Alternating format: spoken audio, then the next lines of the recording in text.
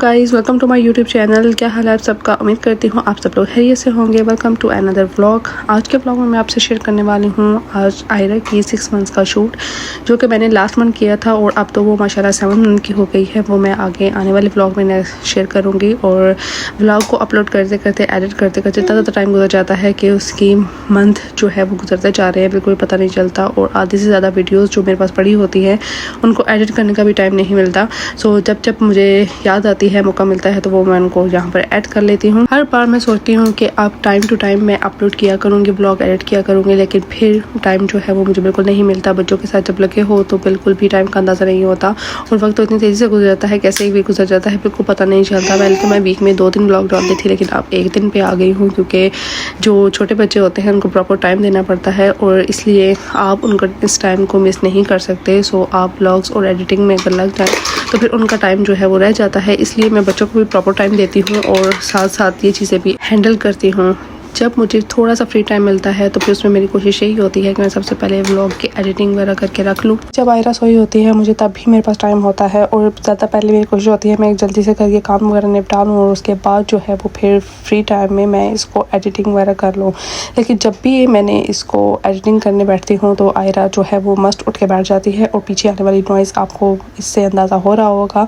अभी भी जब मैं वॉइस ओवर करने लगी थी तो आयरा फ़ौरन से उठ के बैठ गई, इसलिए जो पीछे नॉइज़ आ रही है इसको इग्नोर कीजिएगा। सो घर के कामों के साथ साथ जो है वो एक्स्ट्रा काम भी होते हैं, जो कि जैसे कि रीफिलिंग करना, हर चीज़ जो भी आपके शैम्पू सोप वगैरह ख़त्म हो जाता है उनको रीफिल करके रखना, ये सबसे बोरिंग काम मुझे लगता है, इसलिए मैंने सबसे लास्ट पे रखा होता है। जब बिल्कुल एंड हो जाता है तब मैं रीफिल करके रखती हूँ, तो इसलिए साथ मैंने वो किया। उसके बाद मैंने खाने में चिकन कढ़ाई बनाई थी और जो है हमने ओवन जो है वो चेंज किया था। पहले वाला भी ठीक था लेकिन वो थोड़ा सा ख़राब हो रहा था, तो हमने सोचा उसको चेंज कर ले। और जब भी वीकेंड आता है तो हम कहीं ना कहीं भाई ज़रूर निकलते हैं बच्चों को लेकर, बच्चों की आउटिंग भी हो जाती है और हमारा माइंड भी थोड़ा सा फ्रेश हो जाता है। सो हम पहले खाना भी हम बाहर ही ज़्यादातर खाते हैं और हम पहले खाना खाने के लिए गए थे। आयरा को मैंने सबसे पहले रेडी किया, आर्यन को किया, फिर खुद हुई।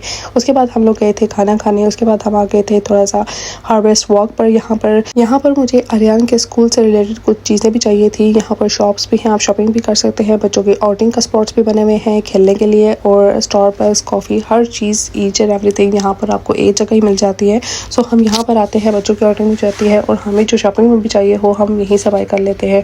अब चूँकि समर सीज़न स्टार्ट हो चुका है और यहाँ स्कूल में मस्ट आपका जो है पूल में आपको टाइम स्पेंड किया जाता है, आपको स्विमिंग सिखाई जाती है और बच्चे टाइम स्पेंड करते हैं पूल में, क्योंकि गर्मी बहुत ज़्यादा होती है। तो एक जो है वो सेशन उन्होंने ये रखा होता है।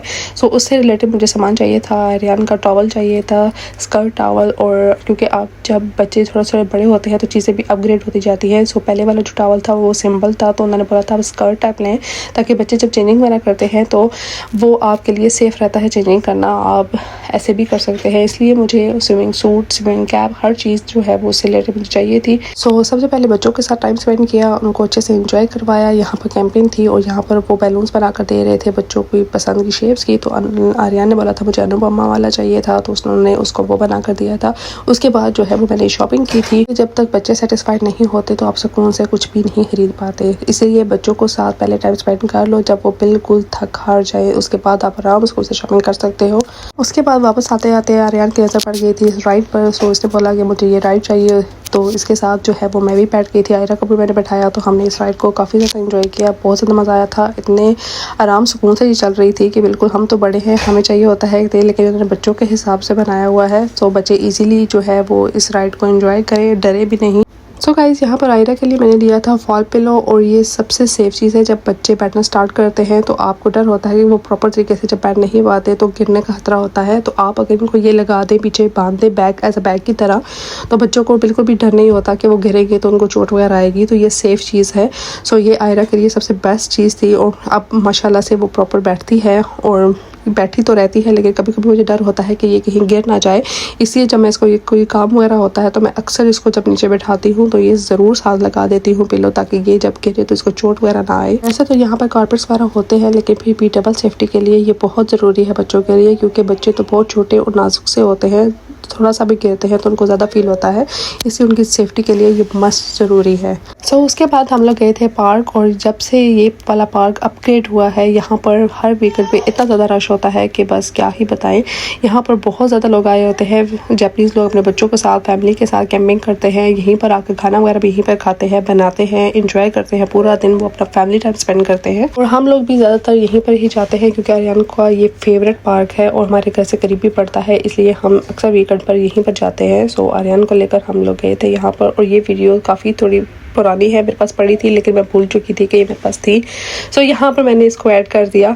सो यहाँ पर जो है आर्यन बहुत ज़्यादा खुश होता है, और आजकल जापान में का वेदर जो है वो काफ़ी ज़्यादा अच्छा है, ना बहुत ज़्यादा गर्मी है और ना नॉर्मल सा टेम्परेचर है, और यहाँ पर वेदर क्लाउडी रहता है और बारिशें भी हुई है, इसलिए अभी तक तो फ़िलहाल यहाँ पर बेटर ही है मौसम। और इस दिन भी बहुत ज़्यादा प्यारा मौसम था, क्लाउडी वेदर था और गर्मी बिल्कुल भी नहीं थी, हवा भी अच्छी चल रही थी। तो हमने सोचा पार्क ले चलते हैं बच्चों को, और आर्यन बहुत ज़्यादा खुश होता है यहाँ पर जाकर, इसलिए हम बच्चों को लेकर आ गए थे यहाँ। और आर्यन तो खैर यहाँ पर आकर गायब भी हो जाता है, खुद से खेलता कूदता रहता है, और मैंने जस्ट वीडियोस वगैरह बनाई, कैप्चर्स किए, बच्चों को देखा कैसे टाइम स्पेंड कर रहे हैं जापानीज़ लोग, और हमेशा यहाँ पर इनको देखकर कुछ ना कुछ ज़रूर सीखने को मिलता है कि ये लोग कैसे अपनी फैमिली को प्रॉपर टाइम देते हैं, बच्चों के साथ बच्चे बनकर खेलते हैं और हर चीज़ में प्रॉपर उनका साथ देते हैं। और जब भी ये लोग अपनी फैमिली के साथ टाइम स्पेंड करते हैं तो मैंने कभी भी इनके हाथ में कभी मोबाइल फ़ोन नहीं देखा, और ये प्रॉपर तरीके से बच्चों के साथ उनके साथ मिलकर उनकी एक्टिविटीज़ में बढ़ चढ़ कर हिस्सा लेते हैं, और मोबाइल फ़ोन्स वगैरह इस तरह के गैजेट्स बिल्कुल भी ये इस्तेमाल नहीं करते। और ये सबसे अच्छी चीज़ है मेरे ख्याल में, बच्चों के साथ फिजिकल एक्टिविटीज़ करनी चाहिए, ना कि उनको गैजेट्स देकर उसमें बिजी किया जाए। इवन स्कूल में भी यहाँ फिजिकल एक्टिविटीज़ ज़्यादा करवाई जाती है ताकि बच्चे फिजिकली भी फिट रहें और मेंटली भी। और दूसरी सबसे अच्छी चीज़ मुझे ये लगी है कि जापानीज़ लोग जो हैं वो पेरेंट, मदर एंड फादर दोनों मिलकर बच्चों के साथ प्रॉपर एक दूसरे के साथ मिलकर प्रॉपर टाइम देते हैं। ये नहीं कि ये काम माँ का है तो माँ ही करेगी, बाप ने नहीं करना, लेकिन यहाँ ऐसा बिल्कुल भी नहीं है। यहाँ पर बाप भी बच्चे को बिल्कुल उसी तरह संभालता है जैसे अपनी माँ अपने बच्चे को संभालती है। पर उनकी ट्रेनिंग बचपन से ही कर दी जाती है कि आपने अपने काम खुद करने हैं, और जब आपके बच्चे हो जाते हैं तो वो दोनों की जिम्मेदारी होती है, ना कि किसी एक पर्सन की। सो मदर हो या फादर हो, दोनों सेम ड्यूटी निभाते हैं। ये चीज़ मुझे सबसे ज़्यादा बेस्ट लगी है, क्योंकि अक्सर मैं जब भी आर्यन को स्कूल छोड़ने जाती हूँ तो वहाँ पर मदर्स से ज़्यादा फादर आए होते हैं अपने बच्चों को लेकर उनको छोड़ने, और ये चीज़ मुझे अच्छी लगी तो मैंने सोचा मैं आप लोगों के साथ भी क्यों ना इसको शेयर करूँ। जो चीज़ आपको अच्छी लग रही हो अपने इर्द गिर्द आप ज़रूर उस पर खुद भी अमल करें और दूसरों के साथ भी इसको शेयर करें। और सारे काम बच्चों की ड्यूटीज़ भी दोनों को मिलकर करनी चाहिए, क्योंकि बच्चे दोनों के होते हैं, किसी एक के नहीं। इसलिए जो हमारे में ये कल्चर पाया जाता है कि फादर ये काम नहीं करेंगे, ये मदर का ही काम है, ऐसा नहीं होना चाहिए। दोनों को मिलकर संभालना चाहिए, और इसमें कोई ईगो वाली बात और कोई बुरी बात भी नहीं है। सो इसलिए हमें जो है वो इन चीज़ों को सीखना चाहिए दूसरों से। जिन चीज़ों पर हमें अमल करना चाहिए वो यहाँ के लोग अमल करते हैं, तो ये चीज़ इनमें देखकर मुझे बहुत ज़्यादा खुशी होती है। तो इसी व्लॉग को मैं करूँगी यहीं पर एंड। आई होप आपको आज का व्लॉग, आज की वीडियो अच्छी लगी होगी। अच्छी लगी हो लाइक करें, शेयर करें, कमेंट करें, सब्सक्राइब करना ना भूलें। इंशाल्लाह आप लोगों से मुलाकात होगी नेक्स्ट व्लॉग में। अपना ख्याल रखिएगा, दुआ में ज़रूर याद रखिएगा। Bye bye, take care and अल्लाह हाफिज़।